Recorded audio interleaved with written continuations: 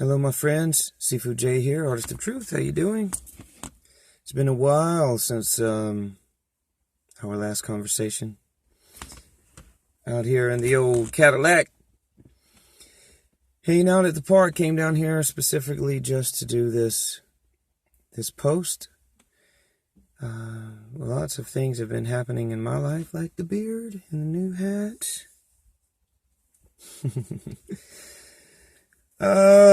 Many things have kept me from posting, from doing the things that I normally do. I've been training a lot.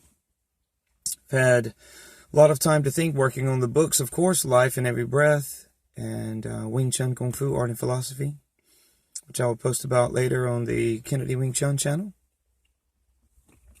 But really wanted to talk with you today about habit, the force of habit. Everything that we do, our diets, our nature is defined sometimes by force of habit, which is a silly thing because we say force of habit without thinking about what that means. It means, when does habit start? We pick up something. We start with an idea, obviously, with our mind. See a commercial on television, listening to something while you sleep, maybe. Surrounding yourself with certain types of people and environment. The constant influences on the subconscious mind. And then we make a choice. And before you know it, after a certain amount of time, we have this habit. And it could just be eating a certain way, speaking a certain way. And oftentimes, it can develop into this entire belief system based around this habit where we don't want to change, or we find it very hard to change. And maybe we think that we need a new habit in order to counter the old habit to somehow free us from habitual activity. It's usually not the case. So wherever you are, whatever you're doing, know that the first place to start, I believe, is to look at your mind. And through lots of constant practice, being in the laboratory, experimenting with the mind, with the physical body, with exercises, with all these things. Not just believing in someone. Of course, there's some faith in yourself mostly. And faith in maybe a practice. But once you test it and it doesn't hold up, or it does, then you could move forward with it. Or you cast it aside accordingly. But if you begin with your mind, you can kind of monitor your thoughts. You can catch the things that you're thinking, and you can begin to change them. And if you start to purify your body, stop drinking some of the things, stop eating some of the things, you release that chemical hold that also affects your brain and affects your mind. The mind isn't the brain. I guess that's debatable, but I would say there's no necessary evidence conclusively to say that the mind is simply just the interaction of the brain with chemicals in the body. Because you can watch yourself thinking, and you can monitor thoughts. So you can catch processes that if they were just mechanical in some way, you may not be able to do. I guess. I'm still studying neuroscience and things. So. But at any rate, simple stuff that you can do. Try cleaning up your diet first. Cleaning up your diet in every way. Your diet of what you say, what you view. If you want to change your mind, and yet you still hold on to the same types of speech patterns and television programs, and if you do read, which most people don't unless they're looking at something on their smartphone, monitor what you're reading. And I mean that in the sense that if you really find yourself angry all the time, or maybe anxious in some way, and yet you expose yourself to the tension of imaginary circumstances like television shows or anything. Let's just take a movie, for example, and you're involved totally in the movie, and what's going to happen next? Oh, kind of stuff going on. And the message, of course, while I'm recording. But it can lock you into feeling the let's run, all of the things that the fake character is feeling. And commercials on television especially, the mind slaying of commercials.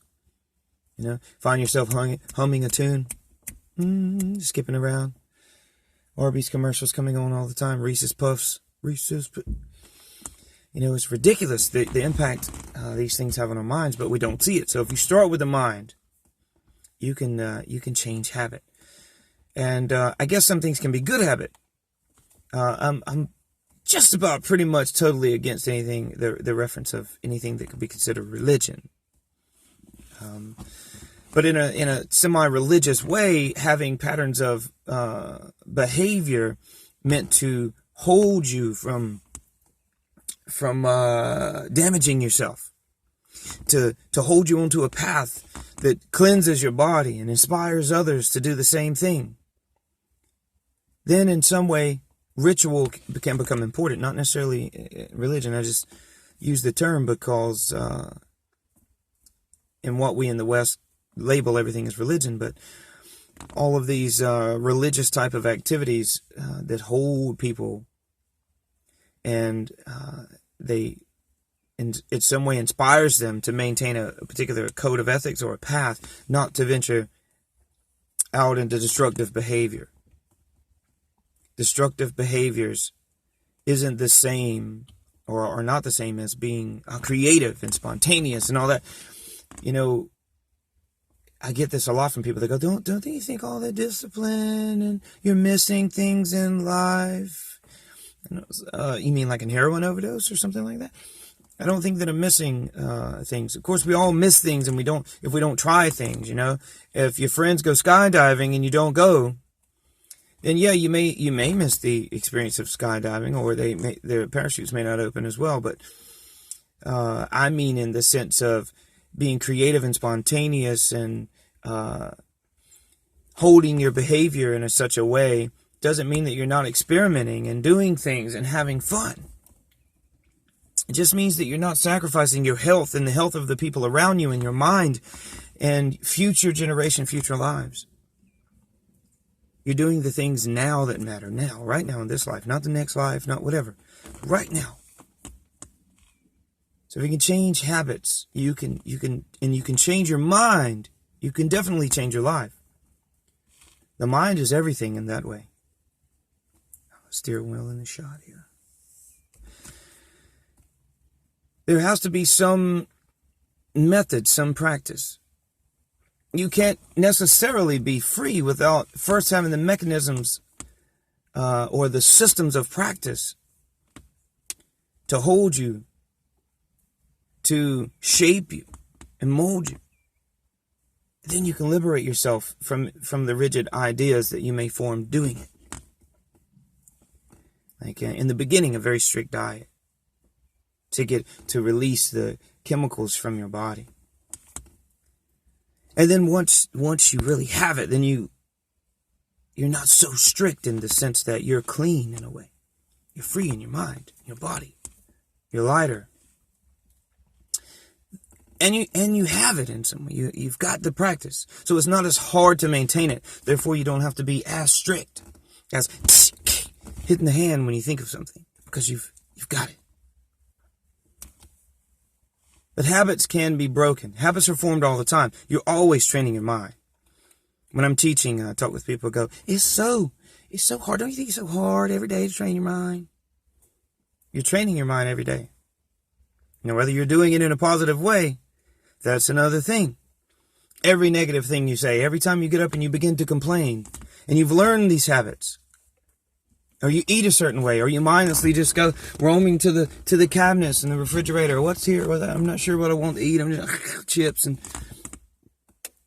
all of these things. We can rein in. We could take our life away from the grips of the mind slayers that have imprisoned us in this cycle of buying and getting, and I need more, and just whatever. Even the internal thoughts that may not be a product of anything else, but they can be changed. So, nearing 10 minutes here. I appreciate all of you all of the time. Please check out my books. Search for me on iTunes, Jay Kennedy. I have a new book, Life in Every Breath, coming to you very soon. Check it out for me. Subscribe to my channels. Look me up online. As always, love everyone. Talk with you soon.